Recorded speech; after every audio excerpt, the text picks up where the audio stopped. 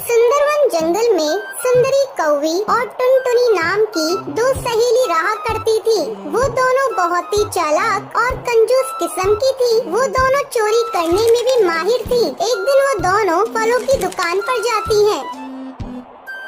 सुनिए भाई साहब, इस दुकान में जो भी महंगे फल फ्रूट्स हैं वो हमें दिखाइए। दुकानदार फल लेने ऊपर जाता है। तब टुनटुनी अपनी सहेली से कहती है, सुंदरी, तुम दुकानदार को बातों में फंसा कर रखना और मैं ये 2-4 आम चुरा लूंगी। हाँ टुनटुनी, ये दुकानदार अकेला है, यहाँ इसके अलावा कोई नहीं है। यहाँ चोरी करने में आसानी होगी। चुप चुप सुंदरी, देखो दुकानदार फल लेकर आ गया है। ये लीजिए बहन जी, इस दुकान के सबसे अच्छे आम और सेब। टुनटुनी और सुंदरी थोड़ी देर तक आम और सेब को देखती है। फिर सुंदरी दुकानदार से कहती है, भाई साहब, वो जो ऊपर आपने नाशपाती रखी है वो मुझे दिखाइए। ठीक है बहन जी, मैं अभी आपको दिखाता हूँ। जैसे ही दुकानदार उन ऊपर की नाशपातियों को निकालने जाता है, वैसे ही टुनटुनी नीचे रखे आमों में से 2 आम छुपाकर अपनी थैली में डाल लेती है। सुंदरी, मैंने 2 आमों को चुरा लिया है। अब किसी भी तरह इस दुकानदार से पीछा छुड़ाओ। ओ भाई साहब, गलती से मैं अपना पर्स घर पर भूल आई। मैं कल आकर आपसे सामान ले जाऊंगी। ठीक है बहन जी, कोई बात नहीं,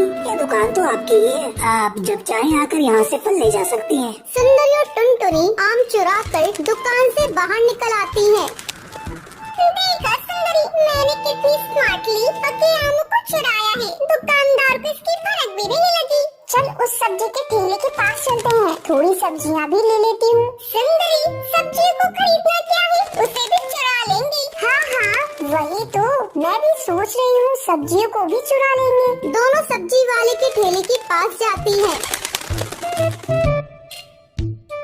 भैया, ये टमाटर कितने किलो दे रहे हो? सस्ते में ही दे रहा हूँ बहन जी, कल 80 की थी और आज 40 की दे रहा हूँ। क्या भाई साहब, टमाटर नहीं, लगता है गोल्ड की रेट बता रहे हो। बहन जी, लेने हैं तो लो, मैं तो इसी भाव में बेच रहा हूँ। इधर भी सुंदरी सब्जी वाले को अपनी बातों में फंसाई हुई थी और टुनटुनी धीरे धीरे सब्जियों को चुरा रही थी। अचानक सब्जी वाले की नजर टुनटुनी पर जाती है। अरे चोरनी, तुम मेरी सब्जियों को चुरा रही थी? लगता है तुम दोनों दोस्त चोरनी हो। अरे भैया, तुम ये कैसी बातें करते हो? तुम्हें मैं चोरनी दिखती हूँ? और ये तो छोटी सी बच्ची है, अनजाने में तुम्हारी इन सब्जियों को ठेले में रख लिया। ये लो तुम्हारी सब्जी के पैसे। चोरी पकड़ी गई और इसके पैसे दे रही हो? तभी वहाँ वो दुकानदार आ जाता है।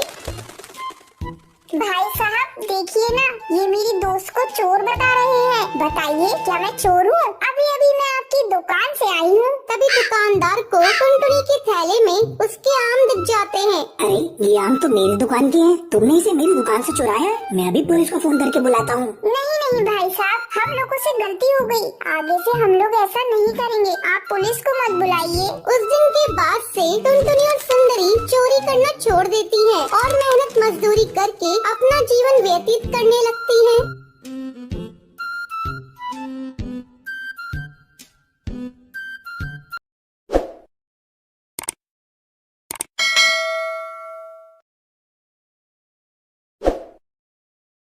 गुमनाम जंगल में टुनटुनी चिड़िया अपने बेटी टूनी के साथ रहती थी।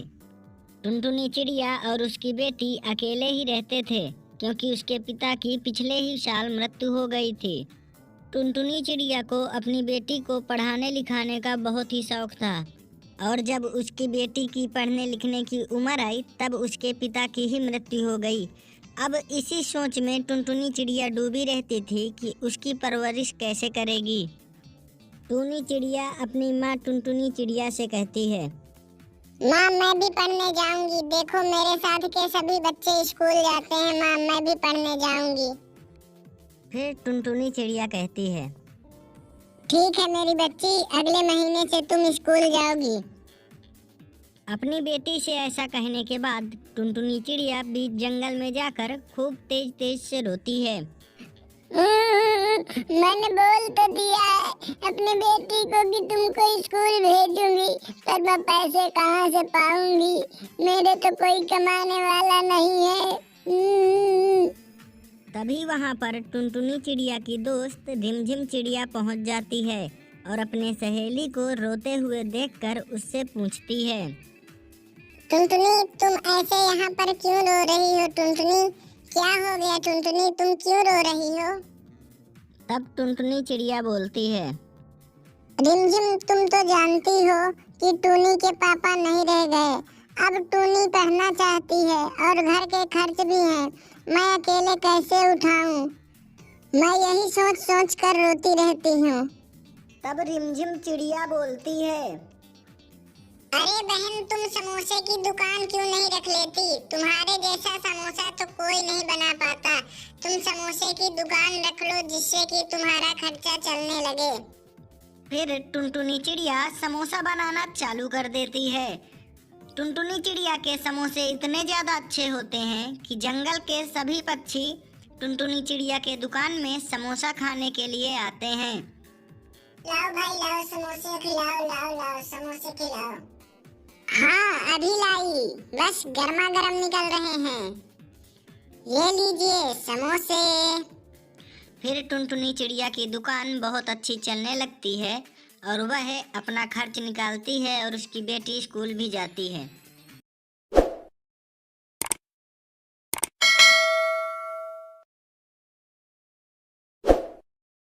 सुंदरवन जंगल में टुनटुनी चिड़िया और उसकी बेटी टूनी चिड़िया साथ रहती थी।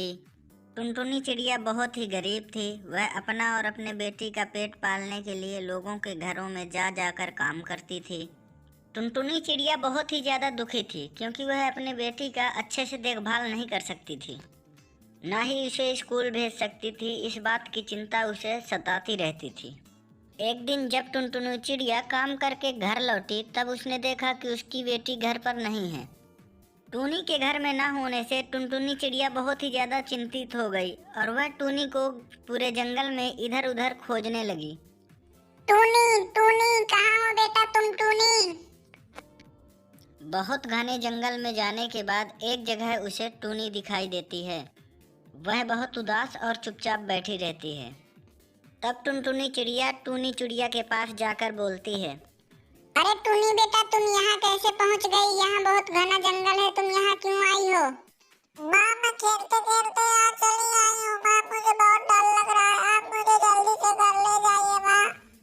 हाँ हाँ मेरी बेटी, अब तुम एक भी चिंता ना करो, मैं तुमको अभी घर लेके चलती हूँ। अब तुम्हें डरने की कोई जरूरत नहीं है। और हाँ, आज से तू स्कूल भी जाएगी क्योंकि मेरी मालकिन ने मुझे बहुत सारे पैसे दिए हैं, इसलिए अब तुम स्कूल भी जाओगी, अच्छे कपड़े भी पहनोगी। और फिर वह दोनों घर चले आते हैं। टूनी चिड़िया रोज स्कूल भी जाने लगती है और वह दोनों खुशी खुशी रहने लगते हैं।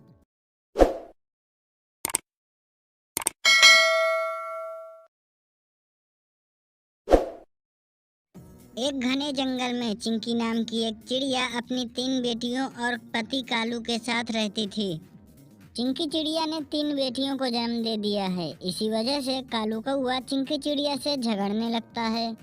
चिंकी, मुझे तुमसे एक बेटा चाहिए था, लेकिन तुमने 3 बेटियों को जन्म दे दिया है। मुझे ये बेटियां नहीं चाहिए, मुझे एक बेटा चाहिए। तुम इनको लेकर मेरे घर से दफा हो जाओ। आप ऐसा क्यों बोल रहे हैं? ये बेटियां आपकी भी तो हैं, इन पर थोड़ा सा तो तरस खाइए, ये हमारी बेटियां हैं।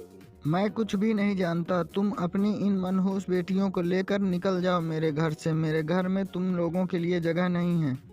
फिर चिंकी चिड़िया रोते रोते वहाँ से दूर चली जाती है और अपने बच्चों को पढ़ाने और खिलाने के लिए लोगों के घरों में जा जाकर काम करती है।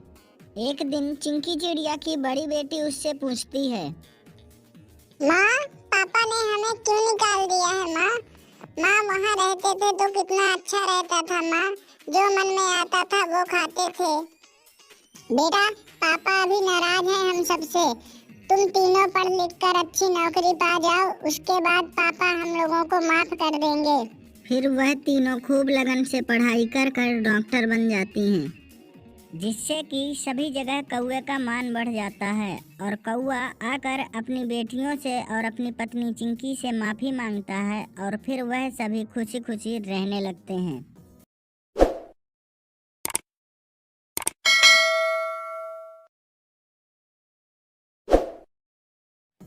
बरसात न होने के कारण पूरे जंगल में सूखा पड़ा था। प्यास से बेचैन एक कौवा पानी की खोज में इधर उधर भटक रहा था। काव काव, तभी उसे जंगल में कुछ घर दिखाई देते हैं और घरों के पास एक मटका दिखाई देता है। अरे वाह घड़ा, चलो इसमें मैं देख लेता हूँ, शायद पानी हो। और फिर वह उस घड़े में देखता है कि इस घड़े में तो थोड़ा सा ही पानी है, जो कि वह अपने चोंच से नहीं पा रहा था। अरे ये क्या, इस घड़े में पानी तो बहुत नीचे है, शायद आज मैं प्यासा ही मर जाऊंगा। थोड़ी देर उदास होकर बैठने के बाद कौवे को एक तरकीब आती है और वह इधर उधर कंकड़ खोजने लगता है। तभी उसे एक जगह कंकड़ दिखाई देते हैं और वह उन कंकड़ को लेकर एक एक करके घड़े में डालने लगता है। थोड़ी देर खूब मेहनत करने के बाद घड़े में नीचे साइड कंकड़ इकट्ठा हो जाते हैं और पानी ऊपर आ जाता है।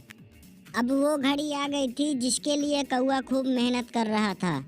कौवे ने फिर जी भर कर पानी पिया और फिर कौवा खुश होकर बोलता है, आज पता चला मेहनत का फल मीठा होता है।